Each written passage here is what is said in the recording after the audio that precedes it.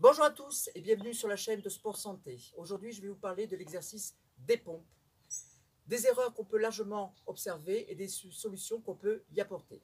Donc les pompes, qui sont un exercice global, vont faire travailler en particulier le pectoral, l'arrière des bras avec les triceps, les épaules, mais aussi la sangle abdominale et les dentelés antérieurs, de qui, par leur contraction, vont aider à fixer les omoplates sur la cage thoracique, ce qui va permettre de solidariser les bras au buste. Donc les erreurs qu'on va pouvoir observer, on va les voir ensemble et ensuite on essaiera de trouver les solutions.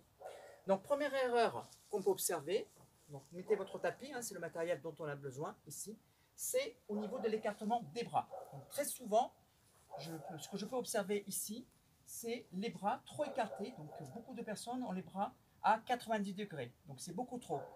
Ça risque de provoquer des micro-douleurs au niveau de la coiffe des rotateurs, de muscles profonds de l'épaule qui vont vous aider à stabiliser votre posture. Deuxième erreur, c'est l'alignement du corps qui n'est pas du tout respecté. Donc on va voir des personnes, première solution ici, qui vont avoir soit les fesses vers le haut, soit on va pouvoir observer également le dos arrondi, ou à contrario, le bassin complètement relâché, qui là va risquer de créer des douleurs au niveau des lombaires parce que ça va créer une hyperlordose. On va être très lordosé au niveau de la colonne vertébrale.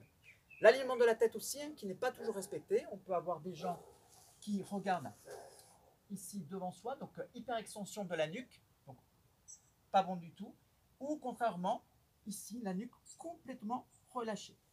Donc pour optimiser cet exercice qui est très complet, qui est les pompes, on va voir donc les solutions qu'on va pouvoir apporter. Donc première chose, c'est le placement. Au niveau des jambes, vous pouvez choisir soit jambes légèrement écartées, donc on peut faire également pieds un peu plus serrés.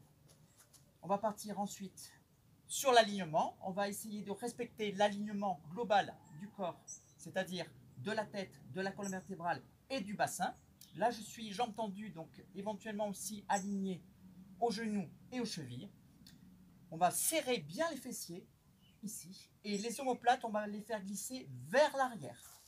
Donc ici, vous voyez comme ceci, on va venir avoir la sensation de glisser les omoplates vers l'arrière, ce qui va mobiliser la coiffe des rotateurs, qui va bien stabiliser votre posture. Si vous avez les épaules qui vont vers l'avant, ici, ce qui va se passer, ça va provoquer un arrondissement du dos et on tombe donc sur une erreur de placement. Donc les épaules bien vers l'arrière, les omoplates tirées vers l'arrière, comme si vous vouliez les mettre au niveau des poches du pantalon. La tête bien alignée, on respecte l'alignement tête, colonne vertébrale, bassin, genoux, cheville. Je vais descendre mon thorax ici jusqu'au sol, la tête bien droite, serrer les fessiers, contracter le périnée. On va inspirer sur la descente et je vais expirer en repoussant.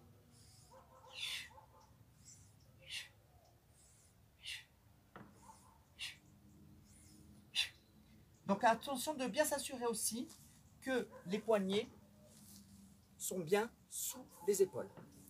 Donc vous avez également deux méthodes que vous pouvez pratiquer concernant les pompes. La méthode la plus difficile est bien sûr jambes tendues, mais vous avez aussi la méthode un peu plus facile qui va être le fait de se mettre sur les genoux. Alors petite astuce ici pour limiter la douleur au niveau de la partie osseuse des genoux, je vous conseille de replier les avant-jambes. Et là, toujours en respectant l'alignement tête, colonne, bassin, vous allez être sur la partie musculaire ici de la cuisse, donc vous allez avoir une sensation plus confortable. Vous pouvez changer également l'inclinaison. Donc là, on va travailler sur deux autres paramètres au niveau du grand pectoral. Vous pouvez travailler en incliné, c'est-à-dire avoir les pieds surélevés, donc le buste vers le bas. Donc là, on va travailler plutôt le faisceau claviculaire du grand pectoral, c'est-à-dire la partie supérieure. Mais on peut travailler aussi en incliné inversé, c'est-à-dire le buste surélevé et les pieds vers le bas, où là, on va travailler plutôt la partie inférieure du grand pectoral. Voilà, tout simplement. Donc je vous conseille et vous pouvez utiliser cet exercice assez fréquemment, du moment où vous respectez le bon alignement du corps, ici, il n'y a pas de contrainte majeure et en évitant bien sûr toutes les erreurs qu'on a citées juste au préalable. Voilà, j'espère que cette vidéo vous aidera à réaliser cet exercice avec aisance et avec efficacité. Si vous avez aimé, n'hésitez pas à activer le pouce qui est en bas de votre écran, à laisser un commentaire et même à vous abonner sur la chaîne pour recevoir les nouvelles notifications. Je vous dis à très bientôt. Salut à tous.